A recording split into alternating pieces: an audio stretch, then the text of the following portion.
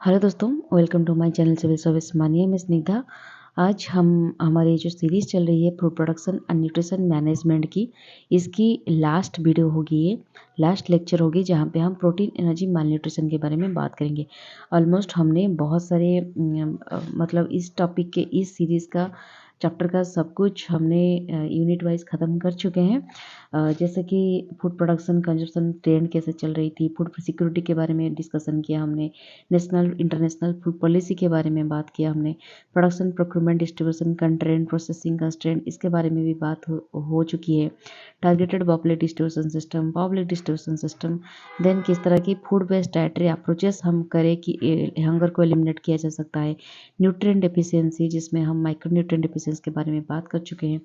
ये सब कुछ वीडियो आपको इस चैनल में जो प्लेलिस्ट में अगर हम जाएंगे एग्रीकल्चर पेपर 2 के, उस पेपर में आपको मिल जाएगा इस सीरीज़ की। बाकी बहुत सारे वीडियो में मैं ऑलरेडी बना चुकी हूँ, आप लोग चाहे तो देख सकते हैं, क्योंकि ये पर्टिकुलर जो चैनल है इसमें एग्रीकल्चर सब्जेक्ट के ऊपर मैंने कोशिश की है आप लोग को मदद करने के लिए, क्योंकि इस चैप्टर में काफ़ी कम वीडियो अवेलेबल है यूट्यूब में और रिसोर्सेज भी बहुत कम है नेट में।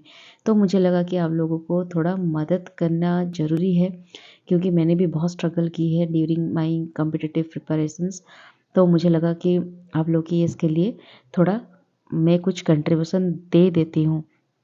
तो अगर आपको मेरी वीडियो अच्छी लगती है, आप फीडबैक के द्वारा आपकी ग्रैटिट्यूड बता सकते हैं मुझे, क्योंकि किसी की जो मेरे हिसाब से मैं जो सोचती हूँ ना, किसी अगर आपको लगता है कोई आपको मदद करता है, तो आप अगर उसको पे बैक नहीं कर सकते, तो दिल में अगर एक ग्रैटिट्यूड की आपकी भावना होती है तो वही काफ़ी हो जाती है किसी को मदद करने की।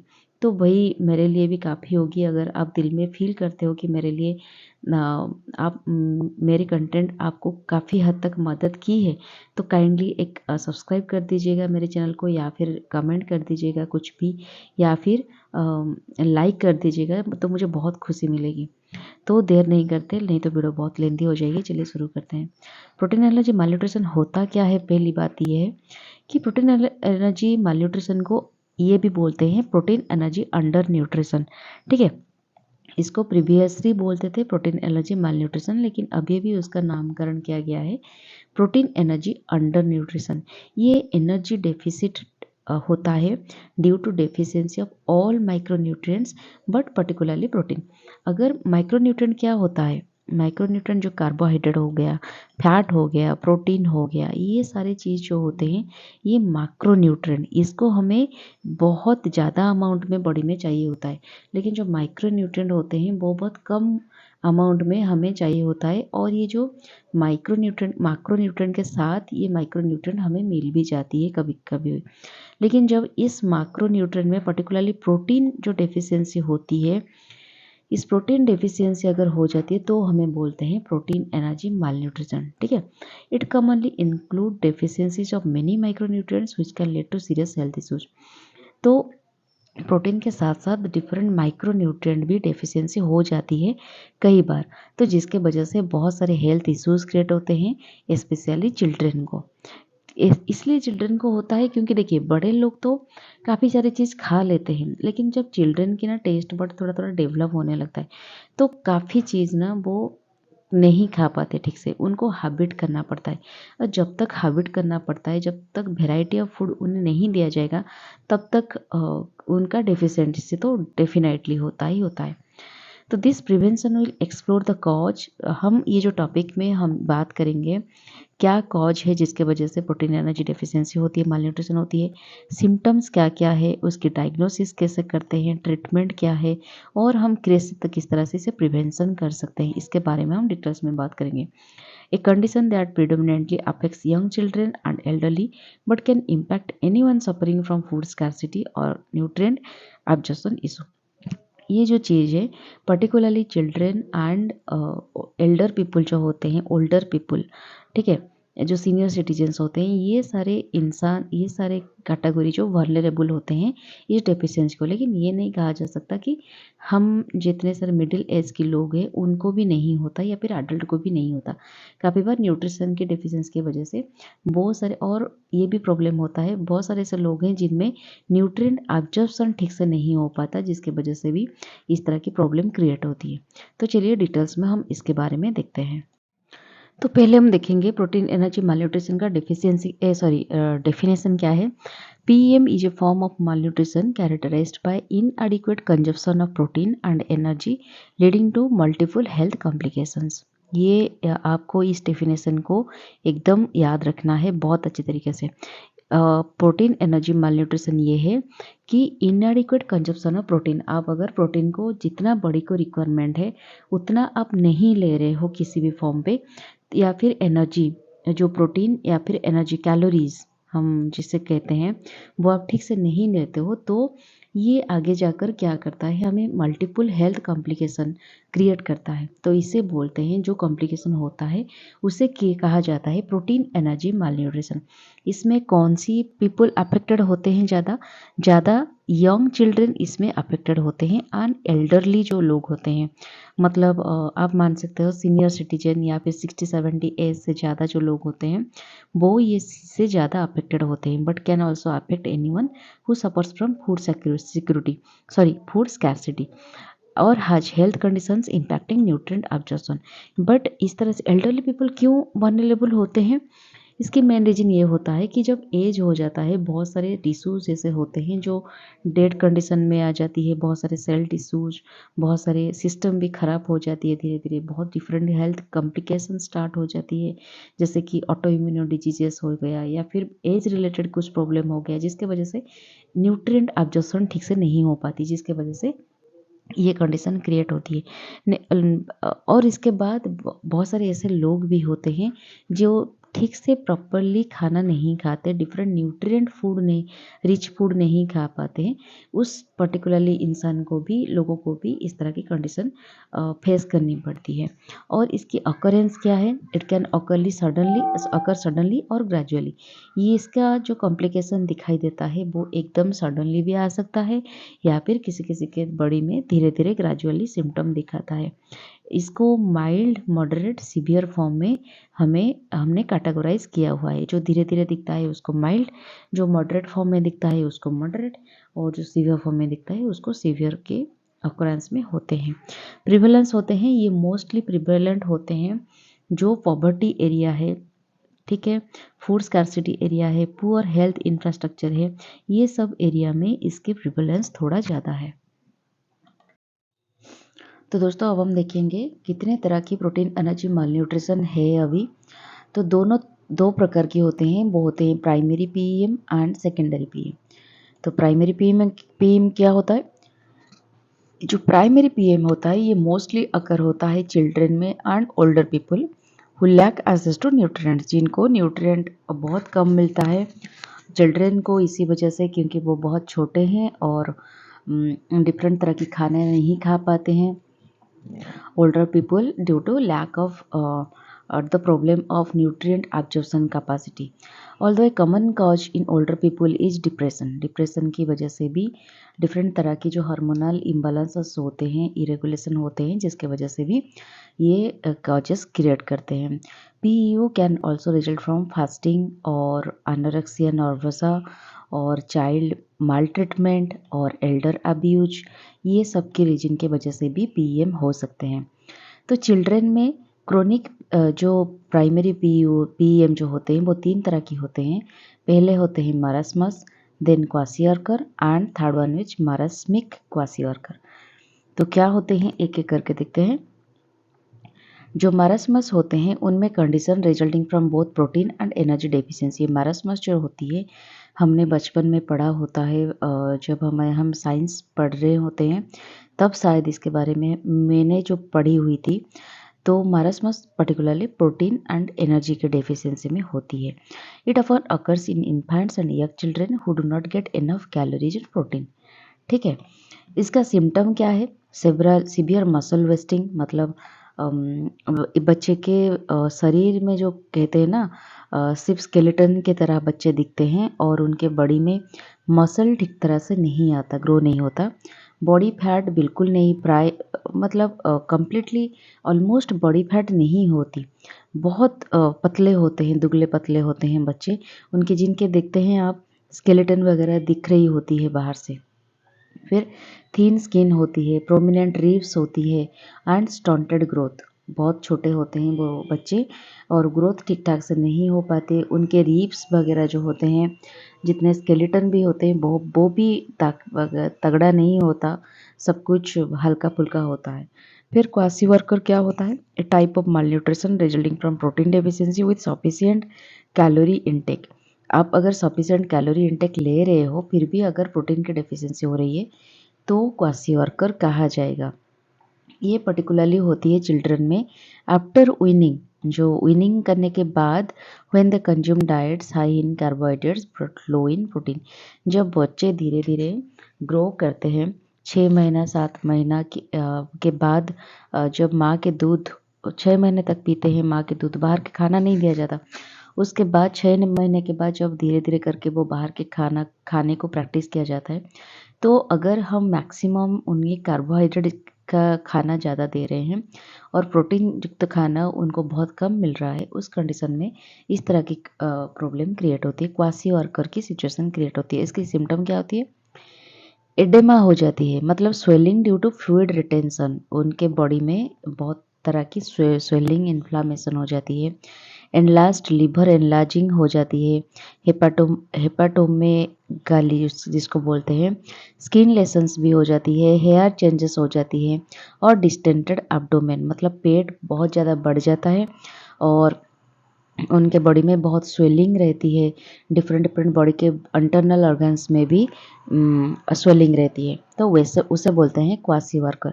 इसलिए आपको हमेशा ध्यान देना होगा, जो भी छोटे बच्चे होते हैं उनके लिए न्यूट्रिशन मतलब बैलेंस्ड न्यूट्रिएंट को कंज्यूम करना बहुत महत्वपूर्ण है। क्योंकि अगर आप बैलेंस न्यूट्रिशन पे ध्यान नहीं दोगे तो प्रॉपर ग्रोथ नहीं होगी, और बचपन से ही अगर प्रॉपर ग्रोथ नहीं होगा तो बड़े होकर किस तरह की कंडीशन क्रिएट होता है तो आप लोग को समझ में आ रहा होगा। फिर एक होता है मारास्मिक क्वासियर्कर। ये क्या होता है? सम चिल्ड्रन में exhibit features of both condition के, कुछ चिल्ड्रन के दोनों तरह की फीचर्स वो फील करते हैं, जैसे कि मारास्मिक कंडीशन भी रहती है और क्वासियर्कर की कंडीशन रहती है। इस कंडीशन में cell mediated immunity is impaired. Body की जो सेल इम्यूनिटी होती है, सेल्फ मेडिएटेड इम्यूनिटी मतलब बॉडी की जो खुद की जो इम्यूनिटी होती है वो खराब हो जाती है। इन्फेक्शन लगातार रहती है, मतलब कुछ कुछ चीज़ों में बॉडी के कुछ जो कहते हैं ना, हमें प्रोटेक्शन मिलती है नेचुरली, बर्न होते ही हमें एक नेचुरल प्रोटेक्शन गॉड गिफ्टेड मिलती है, वो खराब हो जाती है, जिसकी वजह से छोटी छोटी चीज़ों पर भी हमें इन्फेक्शन हो जाती है। बैक्टीरियल इन्फेक्शन जैसे कि न्यूमोनिया हो गया, गैस्ट्रोनाइटिस हो गया, ओटिटिस मीडिया हो गया, यूरिनरी ट्रैक्ट इन्फेक्शन हो गया, ये सारी चीज़ों कॉमन हो जाती है, जिसको बोलते हैं मारास्मिक क्वासियर्कर। तो समझ में आ गया आप लोगों को? नेक्स्ट चलते हैं। तो प्राइमरी पीयू के बाद अब आएंगे सेकेंडरी पीयू। तो प्रोटीन एनर्जी मालन्यूट्रिशन होते हैं। और सेकेंडरी पीयू क्या होती है? It is cause due to disorders in the gastro intestinal tract. अगर आपके गैस्ट्रो पेट में जो इंटेस्टाइन में अगर कुछ गड़बड़ी है, कुछ डिजॉर्डर है, तो इसके वजह से सेकेंडरी पीयू दिख सकते हैं।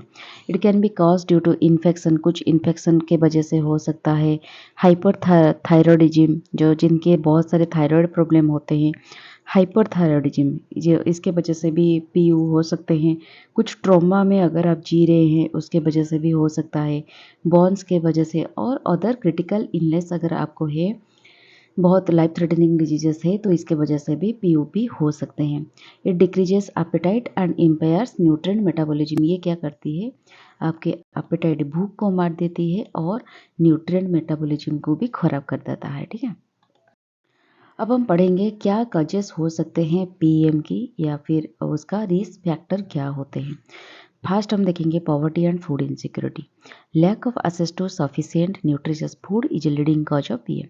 हमने पढ़ा अभी तक कि अगर आपके पास आप बैलेंस डाइट नहीं ले रहे हो या फिर न्यूट्रिशियस फूड नहीं खा रहे हो तो इसके वजह से बहुत सारे इस तरह के कंडीशन क्रिएट होते हैं, प्रोटीन एनर्जी मालन्यूट्रिशन दिख सकते हैं।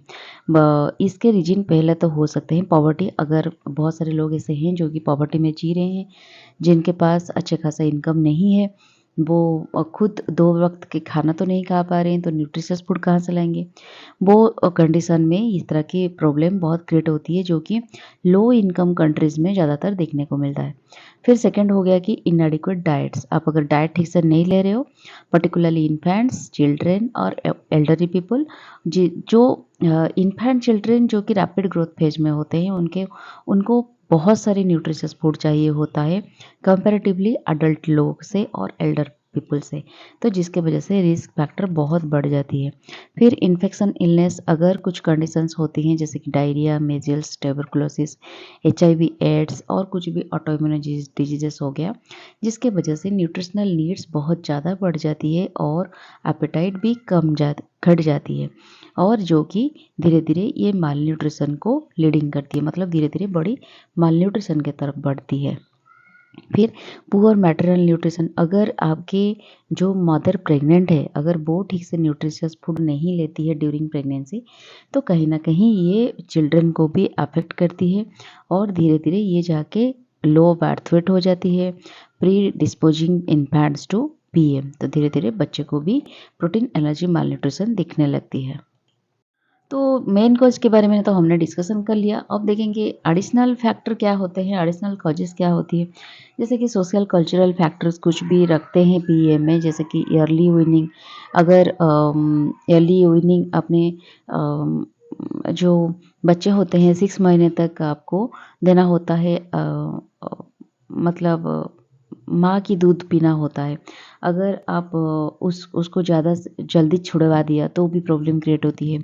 अनबैलेंस डाइट अगर आप ले रहे हो, या फिर believes that restricted certain foods, कुछ ऐसे कल्चर्स होते हैं, ऐसे धर्म होते हैं जो डिफरेंट फूड को प्रमोट नहीं करते, मतलब ये एक नहीं खाना चाहिए, वो नहीं खाना चाहिए, सात्विक भोजन होना चाहिए, onion, garlic, meat, non veg वगैरह खाना नहीं चाहिए। ये सारी चीज़ें जो हो जाती है, ये बचपन से ही बच्चों को सिखाया जाता है, तो जिसके वजह से थोड़ा थोड़ा करके क्या होता है, इंक्रीज रिस्क ऑफ PM हो जाती है।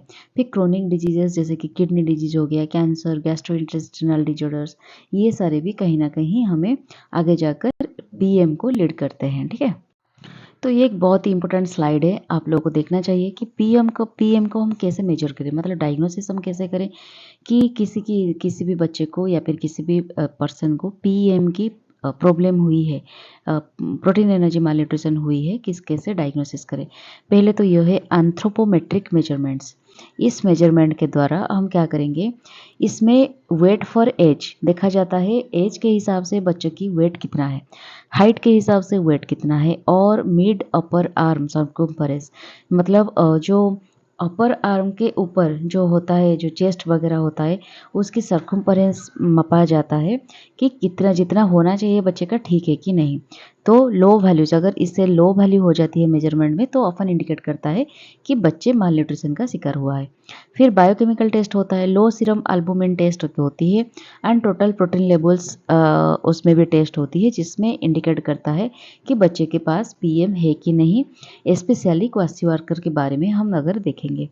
क्लिनिकल असेसमेंट क्या होती है, ऑब्जर्विंग साइंस, जैसे कि साइन डॉक्टर देखते हैं एडेमा हुआ है कि नहीं, स्किन किस तरह की चेंजेस हुआ है, मसल वेस्टिंग किस तरह की हो रही है, फिजिकल ग्रोथ ठीक ठाक से हो रही है कि नहीं, इसे भी देखकर डॉक्टर को पता चलता है कि बच्चा PM से इन्फेक्टेड हुआ है या फिर नहीं।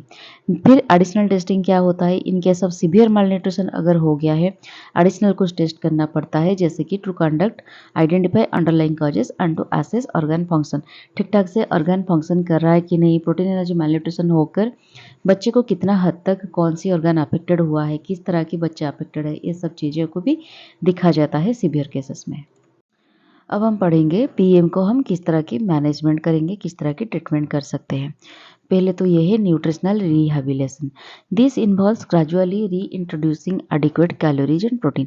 न्यूट्रिशनल रिहैबिलिटेशन मतलब हम बच्चों को सिखाएंगे या फिर पेरेंट को सिखाएंगे किस तरह की एडिक्वेट कैलोरीज और प्रोटीन डाइट में इन्वॉल्व करना है।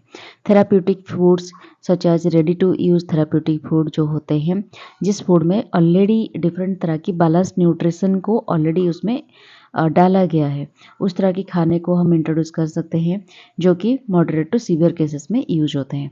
फिर सेकेंड जो मेजर मैनेजमेंट है, ट्रीटमेंट है, वो है correction of fluid and electrolyte balance. जो अफेक्टेड होते हैं बच्चे या फिर पर्सन्स या फिर एल्डरली पीपल जो भी इसमें अफेक्टेड होते हैं, उनको उनकी फ्लूइड कंटेंट बॉडी में किस तरह की करेक्ट है, इलेक्ट्रोलाइट बैलेंसेस है कि नहीं, इस बारे में भी देखा जाता है। जो इडिमाटियस पेशेंट्स होते हैं जिनमें बहुत सारे इन्फ्लामेशंस होते हैं बॉडी में, स्पेशली जो क्वासी वर्कर में अफेक्टेड होते हैं, उनको ठीक ठाक से केयरफुल फ्लूइड मैनेजमेंट देखना होता है टू प्रिवेंट कॉम्प्लिकेशन। आगे जाकर कुछ कॉम्प्लिकेशन ना हो, इसके लिए फ्लूइड मैनेजमेंट किया जाता है। इन्फेक्शन जो भी होते हैं उनको भी ट्रीटमेंट किया जाता है। Individual often suffers from various infection, जो भी मालन्यूट्रिशन का शिकार होते हैं पीएम का, वो डिफरेंट इन्फेक्शन के लिए प्रोन होते हैं, वल्नरेबल होते हैं और जिनको बहुत ही केयरफुल तरीके से ट्रीटमेंट करना जरूरी होता है, which requires prompt treatment with antibiotics और एंटीपैरासाइटिक मेडिसिन। ये देकर उनको अच्छी तरह से ट्रीटमेंट किया जाता है। फिर माइक्रोन्यूट्रिएंट सप्लीमेंटेशन भी दिया जाता है, क्योंकि डेफिनेटली जो प्रोटीन एनर्जी मालन्यूट्रिशन से गुजर रहे हैं उनके बॉडी में विटामिन मिनरल्स ये भी ठीक से न्यूट्रिएंट एब्जॉर्प्शन नहीं हो पाती है, जिसके वजह से time to time micro nutrient supplement भी देखकर डॉक्टर प्रिस्क्राइब करते हैं, particularly vitamin A, zinc, iron, ये सारी चीज़ें भी एड्रेस किया जाता है। Long term care additional treatment क्या हो सकते हैं, मतलब अगर हम चाहे बिल्कुल लॉन्ग टर्म में इसका कुछ बेनिफिट आए, इफेक्ट आए, तो क्या हम कर सकते हैं, फॉलो करना पड़ेगा। जो भी मॉनिटरिंग, जो भी मेजरमेंट लिया है, जो भी बच्चे के लिए ट्रीटमेंट चल रहा है, इसको time to time follow up करना पड़ेगा। बैलेंस डाइट के ऊपर ध्यान देना पड़ेगा। न्यूट्रिशनल काउंसलिंग करना पड़ेगा फैमिलीज़ को फॉर प्रिवेंट रिकरेंस, मतलब आगे जाकर ये कॉम्प्लिकेशन क्रिएट ना करे, जिसके लिए हमें टाइम टू टाइम डॉक्टर के साथ, न्यूट्रिशनलिस्ट के साथ फॉलो अप करना पड़ेगा। ओरल फीडिंग के ऊपर हमें एम्फासिस देनी पड़ेगी, क्योंकि ये एक पार्ट ऑफ ट्रीटमेंट प्रोसेस होता है। पॉवर्टी रिडक्शन के ऊपर भी ध्यान देना पड़ेगा। रिड्यूस किस तरह की पॉवर्टी की रिड्यूस किया जाए, ताकि हमारे पास पॉवर्टी अगर होगी, पैसा नहीं होगा, तो हम बैलेंस डाइट के ऊपर कभी फोकस ही नहीं कर पाएंगे। तो बैलेंस डाइट, पॉवर्टी रिडक्शन होना बहुत ज़रूरी है। और एजुकेशन, ये एक बहुत ही इम्पोर्टेंट पॉइंट है। पब्लिक हेल्थ मेजर्स देखने के लिए एजुकेशन होना ज़रूरी है। लोगों के बीच अवेयरनेस होना ज़रूरी है कि प्रोटीन एनर्जी मालन्यूट्रिशन है क्या, होने के बाद किस तरह की प्रॉब्लम क्रिएट हो सकती है, और बच्चे की हेल्थ पर, बच्चे की कैरियर पर, बच्चे की ओवरऑल वेलबींग पर किस तरह की प्रॉब्लम क्रिएट हो सकती है। इसके ऊपर हमें लॉन्ग रन में अगर जाना है तो एजुकेट होना पड़ेगा, बोथ पेरेंट्स को और बच्चे को भी। ठीक है। देखिए दोस्तों, मैंने आपको ईजी में रिमेम्बरेंस के लिए, ईजी में सब कुछ याद रखने के लिए एक पिरामिड फॉर्म में आपको किस तरह से पीएम प्रिवेंट किया जा सकता है, उसका एक डायग्राम दिया हुआ है। आप इसको ईजी में याद रख सकते हैं। जैसे कि फूड सिक्योरिटी एंड एक्सेसिबिलिटी अगर होगी, ensuring communities have access to affordable nutrients food. ये फूड सिक्योरिटी अगर होगी और ठीक ठाक से खाना एक्सेसिबल होगा, तो ही हम इसको प्रिवेंट कर सकते हैं, पीएम को प्रिवेंट कर सकते हैं। फिर ब्रेस्ट फीडिंग प्रमोशन, हमें ब्रेस्ट फीडिंग को प्रमोट करना पड़ेगा, क्योंकि फर्स्ट 6 मंथ बच्चे के लिए बहुत क्रूशियल टाइम होती है।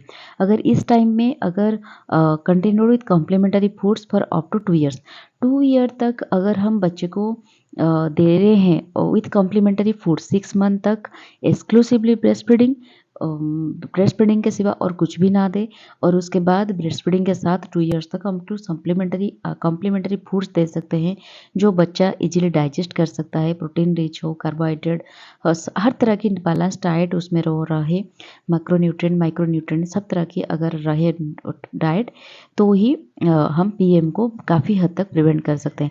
फिर थर्ड हम ला सकते हैं एजुकेशन। ये थोड़ा देखिए, फूड सिक्योरिटी ये थोड़ा इम्पोर्टेंट है, इससे थोड़ा इम्पोर्टेंट है ब्रेस्ट फीडिंग का होना।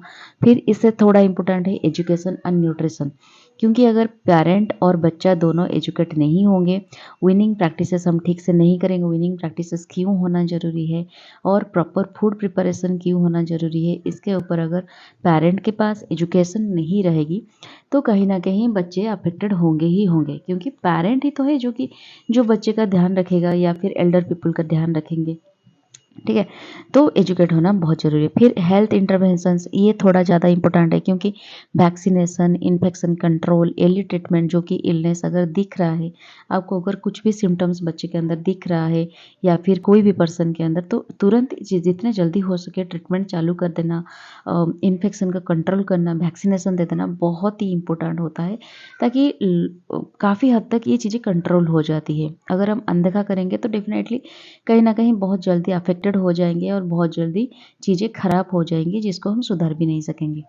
तो उससे ज़्यादा इम्पोर्टेंट है सबसे ज़्यादा सोशल सपोर्ट प्रोग्राम्स। बहुत सारे ऐसे पॉलिसीज़ बनाया जाना चाहिए जो कि फूड डिस्ट्रीब्यूशन को सपोर्ट करे, पॉवर्टी रिडक्शन को सपोर्ट करे और हेल्थ केयर एक्सेसिबिलिटी को एनकरेज करे, प्रमोट करे। तो जिसके वजह से ये सारी चीज़ें हम सोसाइटी से धीरे धीरे करके प्रिवेंट कर सकते हैं। तो देखिए इम्पोर्टेंस की लेवल किस तरह से बढ़ जाती है। पहले तो फूड सिक्योरिटी, फिर ब्रेस्ट फीडिंग थोड़ा सा उससे ज़्यादा इंपॉर्टेंट है, एजुकेशन उससे थोड़ा ज़्यादा इंपॉर्टेंट है, हेल्थ इंटरवेंशन उससे ज़्यादा इंपॉर्टेंट है, और सबसे ज़्यादा है सोशल सपोर्ट प्रोग्राम्स। सोशली एक कम्युनिटी बनाकर हम अगर सबको एजुकेशन बांटे, सबको पॉवर्टी रिडक्शन के ऊपर एक कैंपेन चलाए, या फिर हेल्थ केयर एक्सेसिबिलिटी के ऊपर एक कैंपेन करे, तो कहीं ना कहीं ये एक सोसाइटी के ऊपर बड़े लेवल पर इम्पैक्ट डालता है। तो अब हम देखेंगे कि कॉम्प्लिकेशन क्या हो सकते हैं अगर हम प्रोटीन एनर्जी malnutrition को अनट्रीटेड करें, अगर अगर अनदेखा करें, ठीक से टाइमली ट्रीटमेंट ना करें, तो किस तरह की कॉम्प्लिकेशन क्रिएट हो सकती है। इम्पैक्ट ग्रोथ एंड डेवलपमेंट, पता है कि ग्रोथ एंड डेवलपमेंट में प्रॉब्लम होती है। Chronic malnutrition leads to stunting हो जाती है, बच्चे की डेवलपमेंट नहीं हो पाती, कॉग्निटिव डेवलपमेंट नहीं होती, बच्चे की जो IQ लेवल होती है, बच्चे जो सोचने की क्षमता होती है, बात करने की जो कॉग्निटिव डिफरेंट तरह की बच्चे कम्युनिकेशन करता है, उसमें प्रॉब्लम क्रिएट होती है। पुअर एजुकेशनल आउटकम, बच्चे जो भी पढ़ेगा उसको ठीक से याद नहीं रहेगा, बच्चे ठीक से इंटरप्रेट नहीं कर पाएगा, तो जो कि आगे जाकर बहुत बड़ी प्रॉब्लम क्रिएट हो सकती है। इन्फेक्शन होती है, high risk of infection like pneumonia हो सकता है, बच्चे को ट्यूबरकुलोसिस, डायरिया, इस तरह की प्रॉब्लम क्रिएट होता है। बच्चे बार बार ठंड, फीवर, कोल्ड, इस तरह की इन्फेक्शंस इसमें फंस जाता है। फिर धीरे धीरे करके आगे जाकर ऑर्गन डैमेज हो जाती है, such as liver, kidney damage भी हो सकते हैं सीवियर केसेस में। और ये अगर ज़्यादा सीवियर केसेस हो गया तो ये लीड टू डेथ हो जाती है, बहुत बड़ी बड़ी इन्फेक्शन हो जाती है, ऑर्गन फेल्योर हो जाती है, और फाइनली मेटाबॉलिक इम्बैलेंस होके बच्चे की डेथ भी हो सकता है। अगर हम ग्लोबल इम्पैक्ट के बारे में बात करें, किस तरह की ग्लोबल इम्पैक्ट है, मतलब प्रोटीन एनर्जी malnutrition में ग्लोबल किस तरह की इम्पैक्टेड है अर्थ, तो अगर देखेंगे estimated number of children 144 million of children affected है, जो कि अंडर 5 एज से नीचे वाला जो बच्चे होते हैं, 5 साल से बच्चे कम वाला बच्चे, वो बच्चे 144 मिलियन ऑफ बच्चे अफेक्टेड बाय PM, जो कि स्टंटिंग ग्रोथ है due to malnutrition globally. 47 million जो चिल्ड्रन होते हैं वो वेस्टेड है, मतलब number of children under 5 year से नीचे वाला जो बच्चे होते हैं, 47 मिलियन इस तरह के बच्चे वेस्टेड, मतलब लो वेट और फॉर हाइट वर्ल्ड वाइड, मतलब उनके जितने हाइट है उसके हिसाब से उनके वेट नहीं है, जितने वेट है उसके हिसाब से उनकी हाइट नहीं है। 45% चिल्ड्रन की डेथ हो जाती है अंडर 5 जो एज होते हैं, ड्यू टू अंडर न्यूट्रिशन। तो these numbers are hypothetical, specific statistics were not provided in the input, they are used here to illustrate the format. मतलब ये लगभग ऑलमोस्ट इस तरह की कुछ पर्टिकुलर डाटा ये नहीं है, इतना ही लगभग होते हैं जो अफेक्टेड होते हैं PM, हम एक कुल मिलाकर अंदाज़ा लगा सकते हैं। तो कंक्लूजन क्या हो सकता है, किस तरह की प्रोटीन एलर्जी malnutrition को हम एड्रेस कर सकते हैं। तो पहला तो ये है प्रिवेंटेबल कंडीशन, जिसमें prevention is better than cure. ठीक है, तो हम प्रिवेंट कैसे कर सकते हैं, तो prevention condition yet it remains a significant health challenges globally. हम इसको प्रिवेंट करने के लिए different schemes, different policies, different हम जो भी सोच रहे थे, किस तरह की प्रिवेंट कर सकते हैं, बहुत सारे मेजर्स हमें इंट्रोड्यूस करना चाहिए। की स्ट्रैटेजी किस तरह की होना चाहिए, अर्ली आइडेंटिफिकेशन अगर हो रही है तो बहुत अच्छी बात है। प्रॉपर न्यूट्रिशन के ऊपर ध्यान देना होगा, सोशियो इकोनॉमिक सपोर्ट के ऊपर ध्यान देना होगा, जिसमें हम पीएम को टैकल कर सकते हैं। और एजुकेशनल न्यूट्रिशनल नीड्स, ये ऑन मतलब न्यूट्रिशन के ऊपर एजुकेशन होना सोसाइटी में ये एक बहुत बड़ी चीज़ है, जो कि और हेल्थ केयर सर्विस का एक्सेसिबल होना, ये दोनों बहुत ही की रोल निभाते हैं प्रोटीन एनर्जी मालन्यूट्रिशन को इराडिकेट करने के लिए और इसको प्रिवेंट करने के लिए। तो यहीं पे हमारा ये जो टॉपिक है, बहुत ही important topic, protein energy malnutrition खत्म होती है।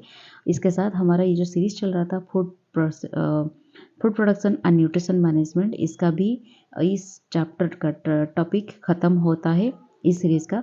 नेक्स्ट वीडियो में हम जो इसका दूसरा जो चैप्टर है, जो है plant protection techniques, agriculture paper 2 का, उसका हम कवर करना शुरू करेंगे। तो जो भी अभी तक नहीं जुड़े हैं और वो ये वीडियो देख रहे हैं, मैं उनको ये भी रिक्वेस्ट करूँगी कि काइंडली जुड़ जाइए मेरे साथ, क्योंकि बहुत अच्छी कंटेंट है और बहुत ही प्रिसाइजली आपको एग्जाम ओरिएंटेड बना के मैं कंटेंट दे रही हूँ। आपको कहीं मतलब और कहीं ढूंढने की, देखने की ज़रूरत भी नहीं पड़ेगी। तो अगर मेरी वीडियो अच्छी लग रही है तो काइंडली सब्सक्राइब कर दीजिए, कमेंट भी कर सकते हैं अगर आपको कुछ एक्स्ट्रा चाहिए होगा, और मुझे फीडबैक में ज़रूर बताइए अगर कुछ डेवलपमेंट चाहिए। लाइक और शेयर करना मत भूलिए, जो आपके लिए नीडी पीपल है, नीडी फ्रेंड्स हैं, जो इस तरह की वीडियो को नीड करते हैं, और पुअर पीपल है जो अफोर्ड नहीं कर पाते कोचिंग सेंटर वगैरह, उनके लिए तो खास करके मैं ये बना रही हूँ ताकि उन लोगों को आसानी से सब कुछ मिल जाए रिसोर्सेज। तो आज के लिए इतना ही। Tata bye bye, take care and stay tuned with my channel for the next video.